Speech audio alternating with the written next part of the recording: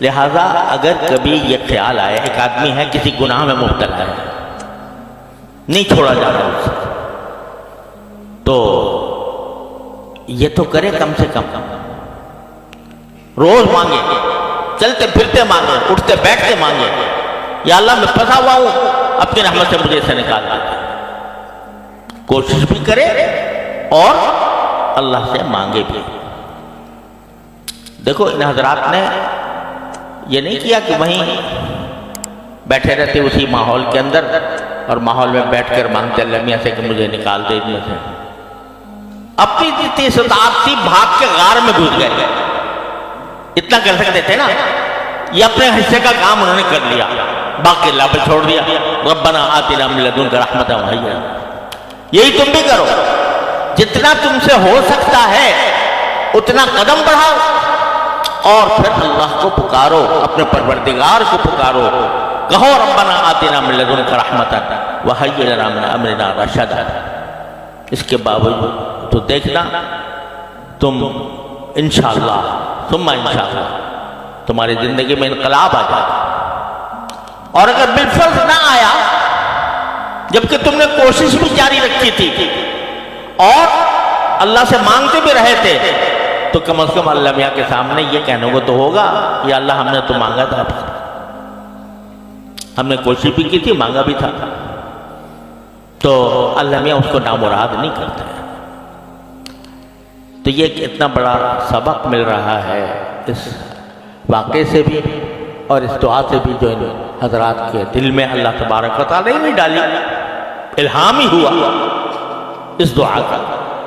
وہ صرف ان کے لیے نہیں تھا، وہ ہمارے سب کے لیے ہے۔ جب کبھی دشواری پیش آئے اللہ سے رجوع کرو، اللہ تعالیٰ سے مانگو،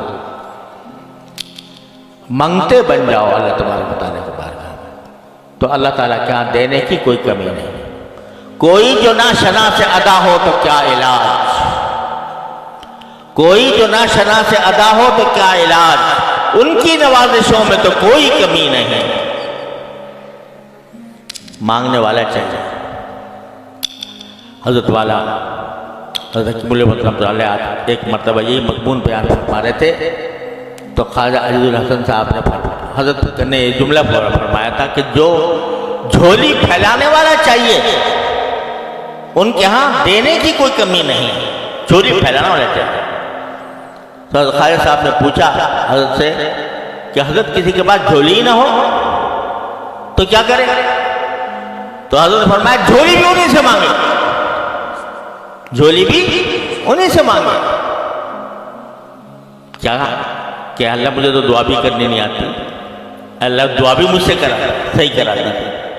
خود رسول کریم صلی اللہ علیہ وسلم جنہوں نے ایسی ایسی دعائیں مانگی وہ مانگتے ہیں جھولی، اللہم انی اسألک خیر المسألہ وخیر الدعاء وخیر الاجابہ۔ تو جب بیٹھو اللہ میاں سے دعا مانگنے کے لیے تو پہلے یہ کہہ دو یا اللہ میاں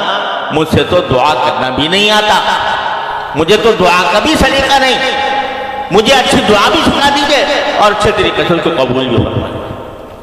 اللہ تعالیٰ اپنے رحمت سے اپنے فضل و کرم سے ہم سب کو اللہ تعالیٰ سے اپنے کے ساتھ تعلق خاص عطا فرما دے اور